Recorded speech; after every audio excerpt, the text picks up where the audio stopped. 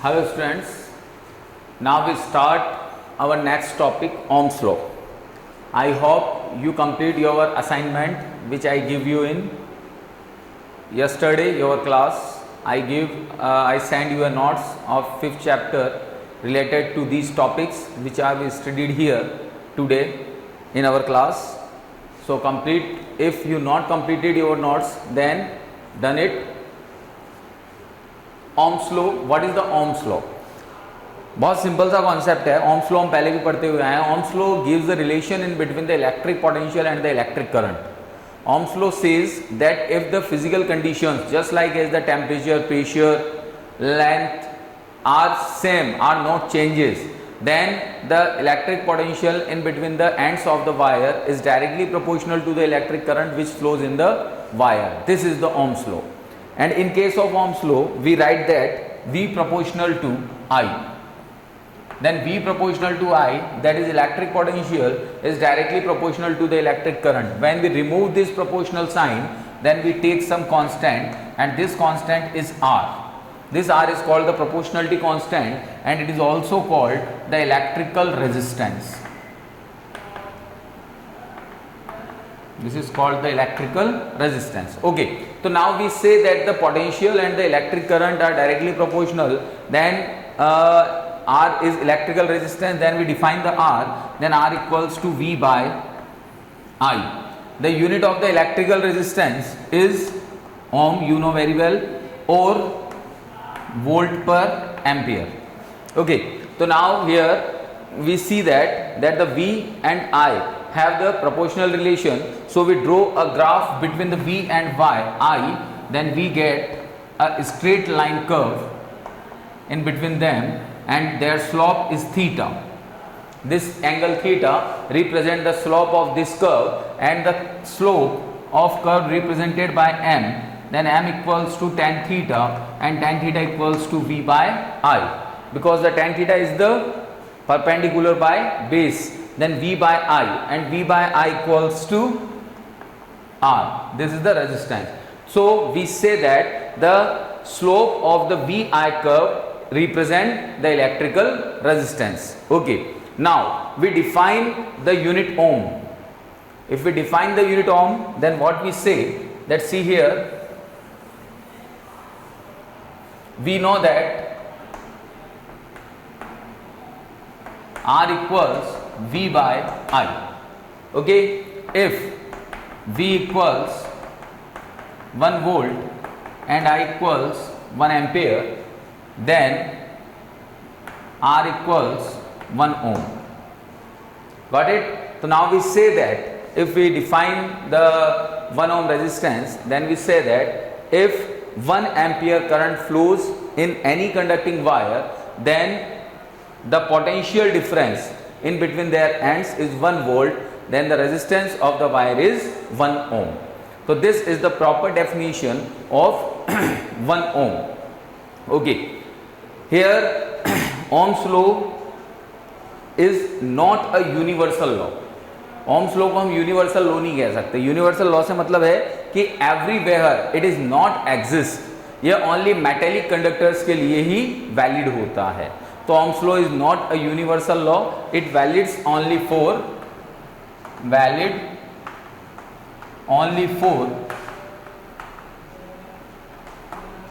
metallic conductors. तो ये सिर्फ metallic conductors के लिए valid होता है. So it is not a universal law. ये universal law नहीं है. Okay. Now we define the electrical resistance. What is the electrical resistance? तो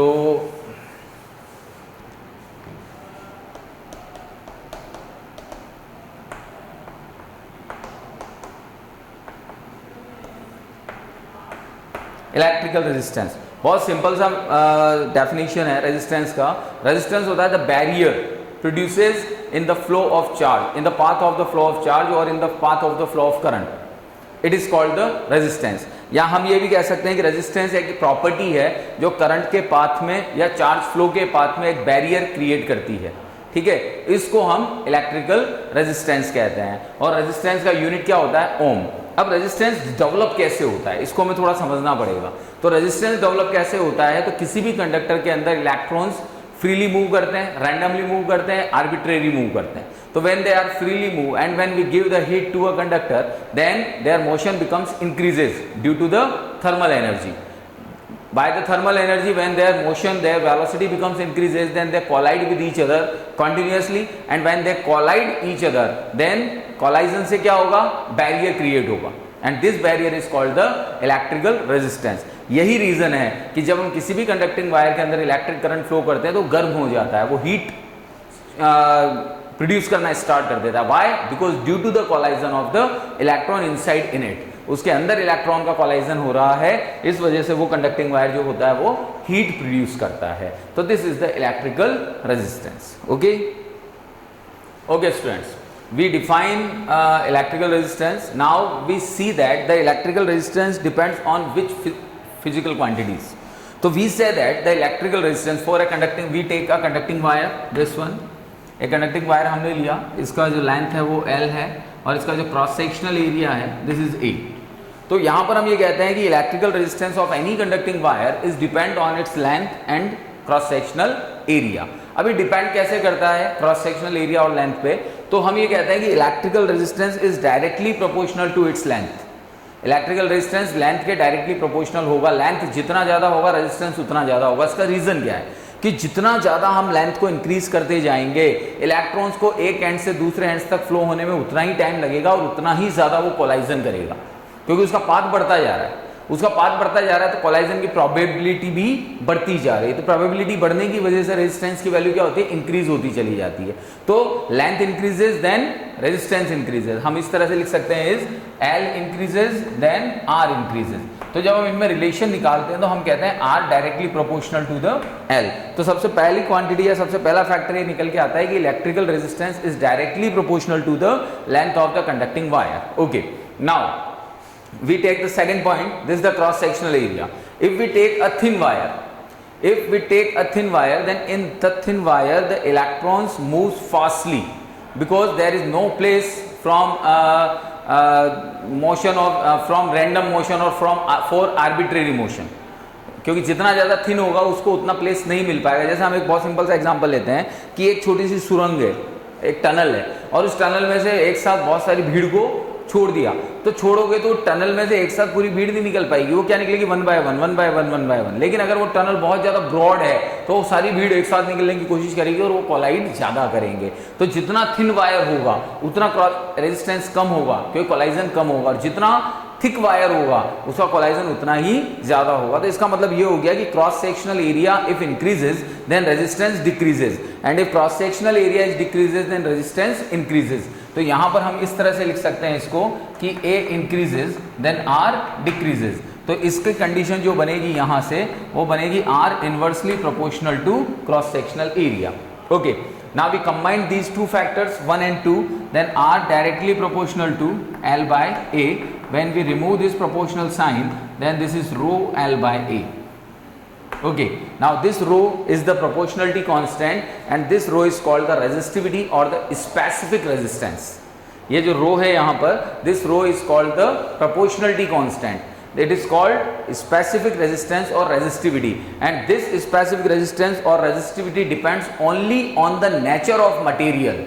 ये नेचर ऑफ मटेरियल पे डिपेंड करती है, ना तो ये वायर की लेंथ पे डिपेंड करेगी और ना ये वायर के क्रॉस सेक्शनल एरिया पे डिपेंड करेगी। इसका काम है सिर्फ नेचर ऑफ मटेरियल पर डिपेंड करना। जैसे एक बहुत सिंपल सा मैं एक एग्जांपल बताता हूं आपको कि I have a 2 wires, both are made by the copper. Okay, then their length, one wire length is 2 meter and second wire length is 4 meter. Then what is its resistance and resistivity? तो we say that दोनों wires same material के हैं, copper के हैं, तो उनकी resistivity में कोई चेंज नहीं आएगा। तो हमारा आंसर क्या होगा, there is no change in resistivity, but their length becomes difference. तो 1 2 मीटर का है और सेकंड वाला 4 मीटर का है, तो देयर मींस रेजिस्टेंस चेंजेस। जो ज्यादा लंबा होगा उसका रेजिस्टेंस ज्यादा होगा, जो छोटा होगा उसका रेजिस्टेंस कम होगा। तो ये एक बेसिक डिफरेंस है कि रेजिस्टिविटी किस चीज पर डिपेंड करती है। Resistivity depends on the nature of material only, it does not depends on the length and the cross sectional area. So this is the resistivity or specific resistance. तो यहाँ पर जब हम बात करते हैं रेजिस्टिविटी की, तो रेजिस्टिविटी का जो डायमेंशनल, सबसे पहले रेजिस्टिविटी का हम यूनिट निकालते हैं। तो रेजिस्टिविटी का जब हम यूनिट निकालेंगे, इसी फॉर्मूले से यूनिट निकालते हैं, तो रो इक्वल्स टू हो जाएगा आपका R A by L, this one R A by L. R is the resistance, इसका ओम हो जाएगा, A area metre square and length is metre, metre से मीटर कैंसिल हो गया, तो रेजिस्टिविटी का जो डायमेंशन आया वो आया ओम इंटू मीटर। ओके, अब अगर हम इसका डायमेंशनल फॉर्मूला निकालते हैं, ये तो यूनिट आ गई आपकी ओम इंटू मीटर, तो अगर हम इसका डायमेंशनल फॉर्मूला निकालते हैं तो रेजिस्टिविटी का डायमेंशनल फॉर्मूला क्या होगा, तो यहाँ से हम देखते हैं कि ओम, आर रेजिस्टेंस हो गया आपका, ठीक है। तो रेजिस्टेंस की डायमेंशन होती है आपकी M1, इसको ऐसा करते हैं हम, रेजिस्टेंस को हम लिखते हैं V बाय आई। देखो डायमेंशन बनाने का तरीका बता रहा हूँ मैं, रेजिस्टेंस को लिखा V बाय आई और ये हो गया आपका L1, ठीक है। अब V को हम लिखते हैं W बाय क्यू,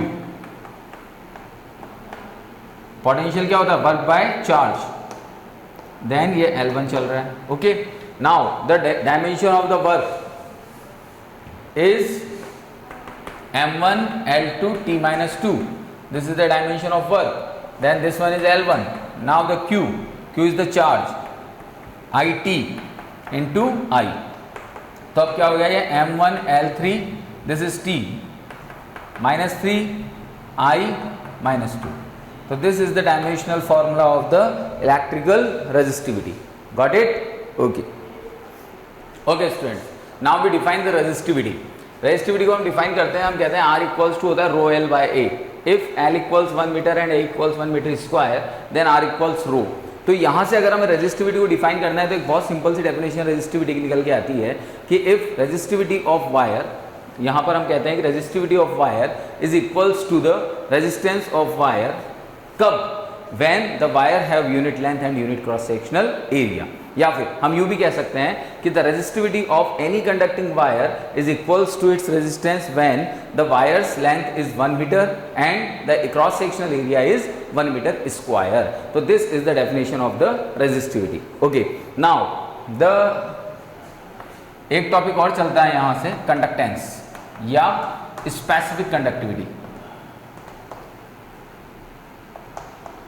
तो when we define the conductance और स्पेसिफिक कंडक्टिविटी, तो बहुत सिंपल वर्ड्स में हम ये कहते हैं कि स्पेसिफिक कंडक्टिविटी और conductance is inversely proportional to the resistivity and it is denoted by the sigma.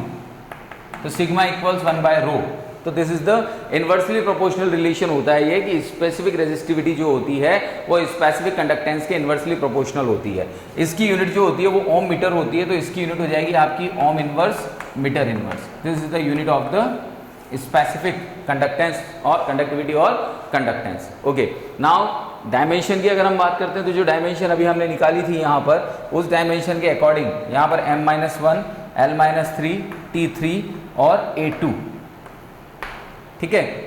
तो ये डायमेंशन हो जाती है आपकी किसकी, this is the dimension of the specific conductivity और कंडक्टेंस। ओके, अब यहाँ हम ये कहते हैं कंडक्टिविटी और कंडक्टेंस की जब हम बात करते हैं तो कुछ इंपॉर्टेंट पॉइंट्स पर हम डिस्कस करते हैं कि हम ये कहते हैं कि अगर किसी भी जो मैटर है, कोई भी मैटर हमने ले लिया और उस मैटर की कंडक्टिविटी बहुत ज़्यादा हाई है, if it have a high conductivity, तो हाई कंडक्टिविटी होगी तो उसका जो हीट लॉस है वो मिनिमम रहेगा।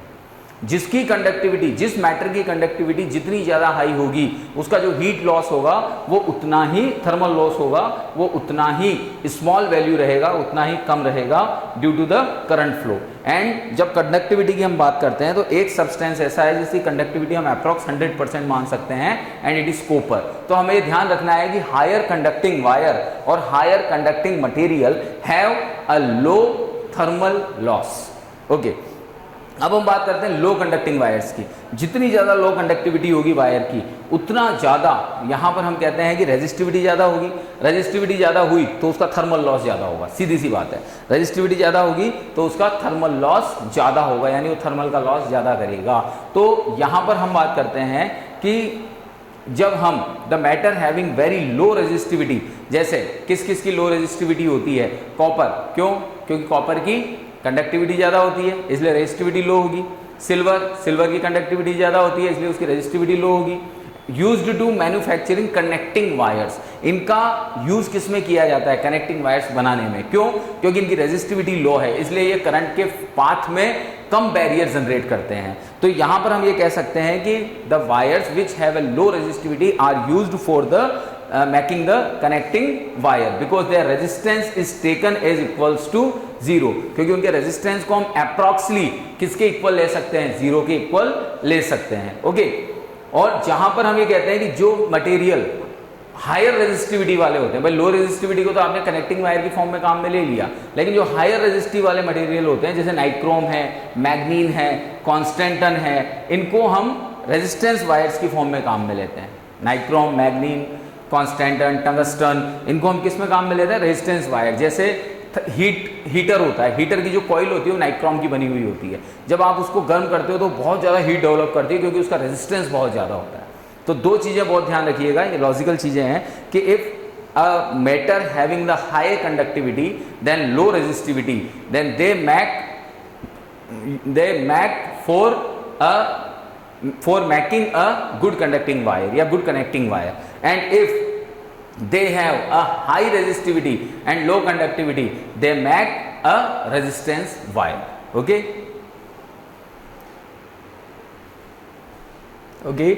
student, now our next topic is the derivation of Ohm's law. ये कई बार एग्जाम में जिस क्वेश्चन की फॉर्म में आता है, this is the microscopic form of Ohm's law. ये इस फॉर्म में आता है एग्जाम में question, this is the microscopic form of Ohm's law. तो यहाँ पर जब हम Ohm's law की बात करते हैं तो Ohm's law सिंपल क्या होता है? V equals to I R. लेकिन इसकी माइक्रोस्कोपिक फॉर्म कैसे निकाली जाती है? तो इसके लिए हम कहते हैं कि suppose a conductor have a cross sectional area A, length L and resistivity rho. हमने एक कंडक्टर ले लिया जिसका क्रॉस सेक्शनल एरिया ए है, रेजिस्टिविटी रो है एंड जो उसका लेंथ है वो एल है। ठीक है, तो we know that the relation, यहाँ लिखते हैं हम, suppose a conductor have cross sectional area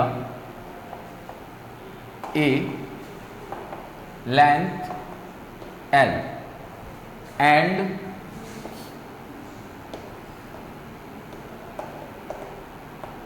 resistivity rho. Okay, we know that the relation between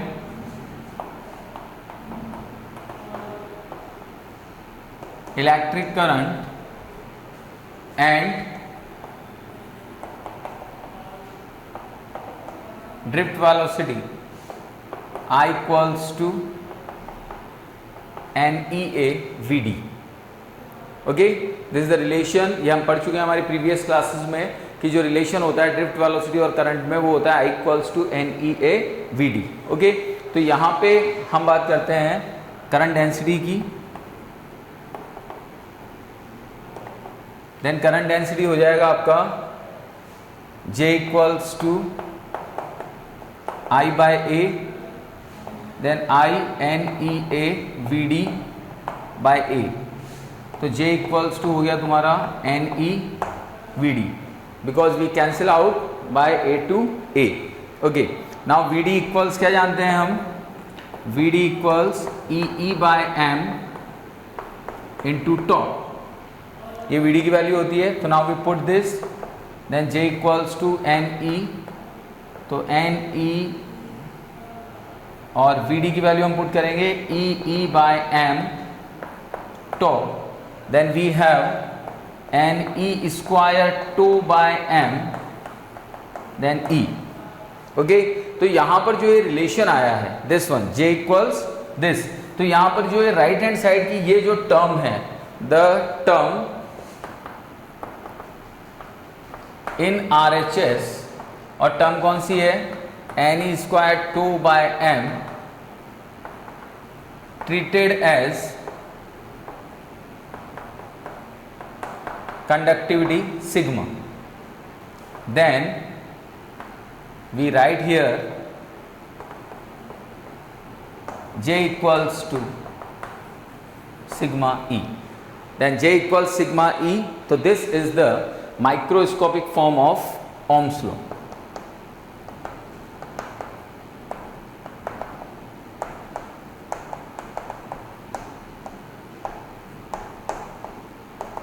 तो it is a very important relation J equals to sigma E जो हम निकालते हैं, और मोस्टली एग्जाम में भी ये इसी फॉर्म में पूछा जाता है कि write the microscopic form of Ohm's law.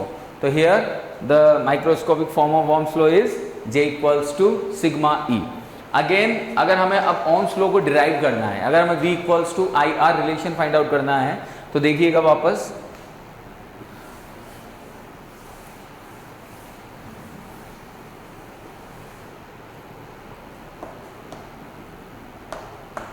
again we write E equals V by L।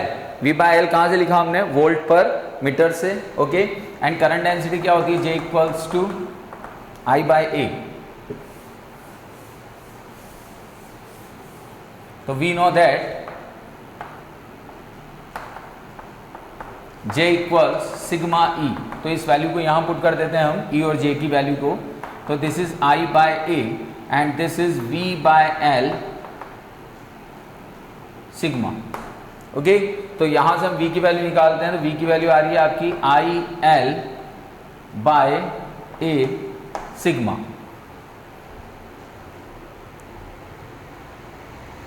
Okay, ठीक है। तो अब सिंस रो इक्वल्स क्या जानते हो आप? 1 बाय सिग्मा। तो यहाँ 1 बाय सिग्मा के प्लेस पर हम रो पुट कर देते हैं, तो V equals to rho L by A and I, और ये रो L बाय A क्या बना? R। तो V इक्वल्स टू क्या हो गया? IR, और V इक्वल्स टू IR किसका फॉर्म है? This is Ohm's law.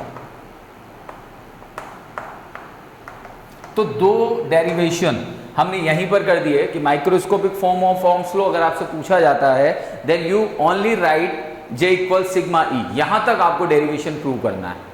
अगर उससे आगे आपसे पूछा जाता है कि डिराइव द ओम्स लॉ या derive the relation of Ohm's law V equals IR, तो फिर आपको J इक्वल सिग्मा E से आगे बढ़ना है और यहां तक इस डेरिवेशन को कंप्लीट करना है। तो ओम्स लॉ की कंडीशन में आपको ये पूरा डेरिवेशन यहां तक करना है। अदरवाइज अगर माइक्रोस्कोपिक फॉर्म पूछी जाती है तो माइक्रोस्कोपिक फॉर्म में आपको सिर्फ J equals to sigma E तक उसे एक्सप्लेन करना है। ओके बेटा, थैंक यू।